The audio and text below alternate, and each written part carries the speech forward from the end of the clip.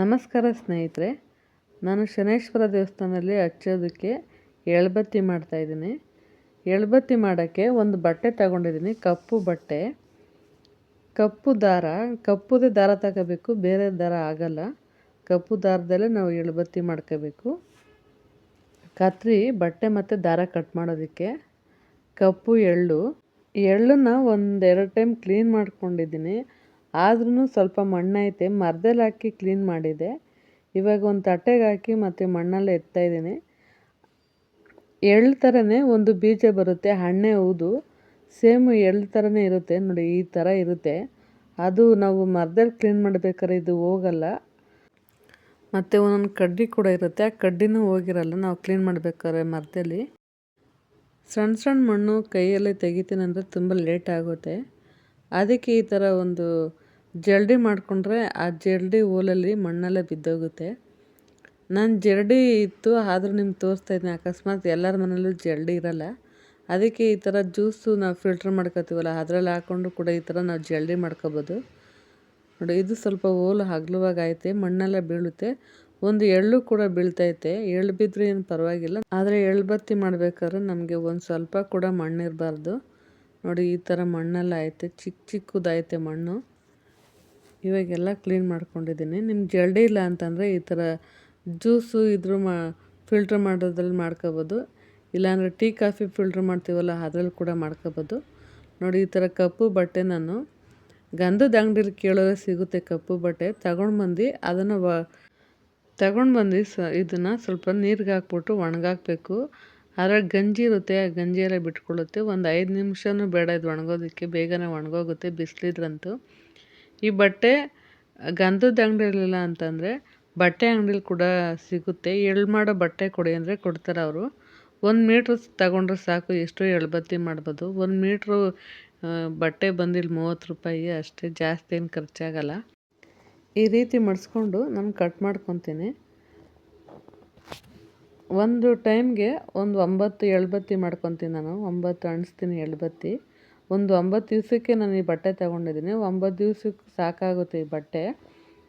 ಎಳ್ಳು ಅಷ್ಟೇ, ಇದಕ್ಕೆ ಒಂದು 100 ಗ್ರಾಮ್ ಎಳ್ಳು ತಗೊಂಡ್ರೆ 9 ದಿವಸಕ್ಕೆ ಸಾಕಾಗುತ್ತೆ. ಒಂದು ದಾರ ಅಷ್ಟೇ, ಖರ್ಚು ಜಾಸ್ತಿ ಏನಾಗಲ್ಲ. ಮತ್ತು ಎಳ್ಬತ್ತಿ ಮಾಡೋದಕ್ಕೆ ಒಂದು 15 ನಿಮಿಷ ಆಗುತ್ತೆ. ಎಳ್ಬತ್ತಿನ ನಾವೇ ಕೈಯಲ್ಲಿ ಮಾಡಿದ್ರೆ ತುಂಬ ಒಳ್ಳೆಯದು. ನಾವು ರೆಡಿಮೇಡ್ ಕೂಡ ಸಿಗುತ್ತೆ, ಅದು ಇಷ್ಟು ಕ್ಲೀನಾಗಿ ಮಾಡ್ತಾರೆ ಏನೋ ಗೊತ್ತಿಲ್ಲ ನೋಡಿ. ಈ ಥರ ಎಲ್ಲ ಮಡಿಸಿ ಇಟ್ಕೊಂಡು ಕ್ಲೀನಾಗಿ ಕಟ್ ಮಾಡ್ಕೊತೀನಿ ಒಂದೇ ಲೆವೆಲಿಗೆ.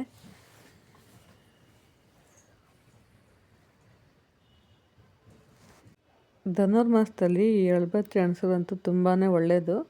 6 ಗಂಟೆ ಒಳಗಡೆ ಅಣಿಸ್ಬೇಕು ಇದನ್ನು. ಧನುರ್ಮಾಸ ಇಲ್ಲ ಅಂತಂದ್ರೂ ಶನಿವಾರ ಅಣಿಸಿದ್ರೂ ತುಂಬಾ ಒಳ್ಳೆಯದು ನೋಡಿ. ಈ ಥರ ಎಲ್ಲ ಕಟ್ ಮಾಡ್ಕೊಂಡಿದ್ದೀನಿ. ಇದು ತುಂಬ ಸ್ವಲ್ಪ ಬಟ್ಟೆ ಎಲ್ಲ ತೆಳ್ಳಗೈತೆ,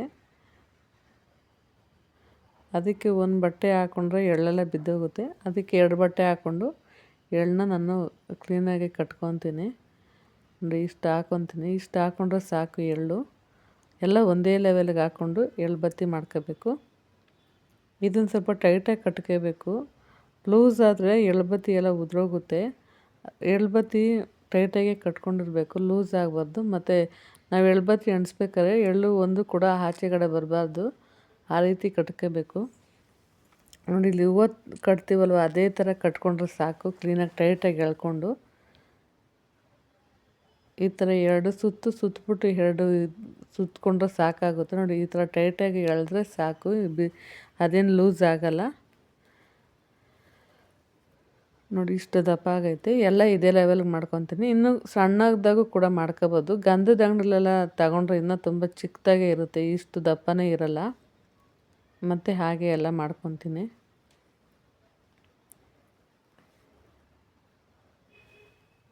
ಇದು 2 ಥರದಲ್ಲಿ ನಾವು ಇದನ್ನು ಕಟ್ಕೋಬೋದು. ಒಂದು ಹೂವು ಕಟ್ತೀವಲ್ವ ಆ ಥರ ಕೂಡ ಕಟ್ಕೋಬೋದು.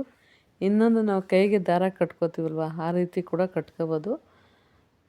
ಸ್ವಲ್ಪ ದಾರ 2 ಫೋಲ್ಡ್ ಮಾಡಿ ತಗೋಬೇಕು. ದಾರ ಸ್ವಲ್ಪ ತೆಳುಗೈತೆ, ಅದಕ್ಕೆ 2 ಫೋಲ್ಡ್ ಮಾಡ್ಕೊಂಡಿದ್ದೀನಿ ನೋಡಿ. ಈ ಥರ ನಾನು ಗಂಟು ಹಾಕ್ಕೊತಾ ಇದ್ದೀನಿ.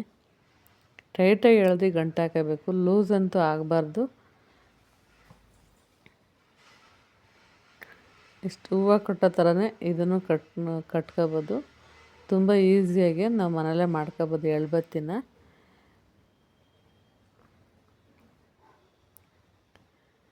ನಿಮಗೆ ಬಟ್ಟೆ ಸ್ವಲ್ಪ ತೆಳು ಇಲ್ಲ, ಸ್ವಲ್ಪ ಮಂದವಾಗಿ ಐತೆ ಅಂದರೆ ಒಂದೇ ಪೀಸ್ ತಗೊಳ್ಳಿ ಸಾಕು. ಇದು ಸ್ವಲ್ಪ ಬಟ್ಟೆ ತೆಳು ಐತೆ, ಅದಕ್ಕೆ 2 ಪೀಸ್ ಹಾಕ್ಕೊಂಡು ನಾನು ಮಾಡ್ಕೊತಾ ಇದ್ದೀನಿ. ನೋಡಿ, ಇವಾಗ ಕೈಗೆ ನಾವು ದಾರ ಕಟ್ತೀವಲ್ವ, ಆ ರೀತಿಲಿ ನಾನು ಕಟ್ಕೊತಾ ಇದ್ದೀನಿ. ಈ 2 ರೀತಿಲಿ ಕೂಡ ಕಟ್ಕೋಬೋದು ಎಳ್ಬತ್ತಿ. ಈ ಥರ ಗಂಟು ಹಾಕ್ಕೊಂಡ್ರೆ ಸಾಕಾಗುತ್ತೆ. ಏನು ಎಳ್ಳೇನು ಉದುರಲ್ಲ, ಕ್ಲೀನಾಗಿ ಟೈಟಾಗಿರುತ್ತೆ. ನಿಮಗೆ ಇವು 2ರಲ್ಲಿ ಯಾವುದು ಆರಾಮ ಅನಿಸುತ್ತೆ ಅದು ಆ ಥರ ಮಾಡ್ಕೊಳ್ಳಿ. ಅಂದರೆ ಸ್ವಲ್ಪ ಟೈಟಾಗಿರಬೇಕಷ್ಟೇ, ಎಳ್ಳು ಆಚೆಗಡೆ ಬರಬಾರ್ದು. ಆ ರೀತಿ ನಾವು ಗಂಟು ಹಾಕೋಬೇಕು. ನೋಡಿ, ಈ ರೀತಿ 1-2 ಗಂಟು ಹಾಕ್ಕೊಂಡ್ರೆ ಎಳ್ಳು ಆಚೆಗಡೆ ಬರಲ್ಲ, ಟೈಟಾಗೇ ಇರುತ್ತೆ. ಇದೇನು ಜಾಸ್ತಿ ನೆನೆಯೋದೇನು ಬೇಡ. ಇದನ್ನು ಒಂದು 5 ಅವರ್ ನೆನೆಸ್ಕೊಂಡ್ರೆ ಸಾಕು. 5 ಅವರ್ ನೆನೆಬೇಕು. 4ರಿಂದ ಒಂದು 5 ಅವರ್ ನೆನೆದಿಲ್ಲ ಅಂತಂದರೆ ಎಳ್ಬತ್ತಿ ಸರಿಯಾಗಿ ಉರಿಯಲ್ಲ. ಬಟ್ಟೆ ಎಲ್ಲ ಉರಿದು ಒಳಗಡೆ ಎಳ್ಳು ನೆಂದಿರಲ್ಲ, ಎಳ್ಳೇನು ಉರಿಯಲ್ಲ, ಹಾಗೇ ಇರುತ್ತೆ. ಅದಕ್ಕೆ ಒಂದು 5ರಿಂದ ಒಂದು 6 ಅವರ್ ನೆನೆಸ್ಕೊತೀನಿ ಇದನ್ನು. ನಾನು ಇವತ್ತು ಬೆಳಗ್ಗೆ ಮಾಡಿಟ್ಕೊಂಡ್ರೆ ಇನ್ನು ಬೆಳಗ್ಗೆ ಎತ್ಕೊಂಡು ಹೋಗ್ತೀನಿ. 9 ಎಳ್ಬತ್ತಿ ಕೌಂಟ್ ಮಾಡಿ ಹಾಕ್ಕೊಂಡಿದ್ದೀನಿ. ನಾನಿಲ್ಲಿ ಎಳ್ಳೆಣ್ಣೆ ತೊಗೊಂಡಿದ್ದೀನಿ. ಇದು ಎಳ್ಳೆಣ್ಣೆಲಿ ಅಣಿಸ್ಬೇಕು. ಎಳ್ಳೆಣ್ಣೆ ಇಲ್ಲ ಅಂತಂದರೆ ನೀವು ದೀಪಕ್ಕೆ ಹಾಕ್ತಿರಲ್ವ, ಆ ಎಣ್ಣೆಲಿ ಕೂಡ ಅಣಿಸ್ಬೋದು. ಎಳ್ಳೆಣ್ಣೆಲಿ ಅಣಿಸೋದ್ರೆ ತುಂಬ ಒಳ್ಳೆಯದು. ಈ ಎಳ್ಳೆಣ್ಣೆ ಬಂದು ಸ್ವಲ್ಪ ರೇಟ್ ಜಾಸ್ತಿ ಐತೆ. 427 ರೂಪಾಯಿ ಐತೆ 1 kg. ಒಂದು ಅರ್ಧ ಕೆಜಿದ್ದು 227 ರೂಪಾಯಿಗೆ ಸಿಗುತ್ತೆ. ಅರ್ಧ ಕೆಜಿ ತಗೊಂಡ್ರೆ ಒಂದು 9 ದಿವ್ಸಕ್ಕೆ ಸರಿ ಹೋಗುತ್ತೆ. ವಿಡಿಯೋ ಇಷ್ಟ ಆದರೆ ಲೈಕ್ ಮಾಡಿ, ಶೇರ್ ಮಾಡಿ. Thank you for watching. ಧನ್ಯವಾದಗಳು.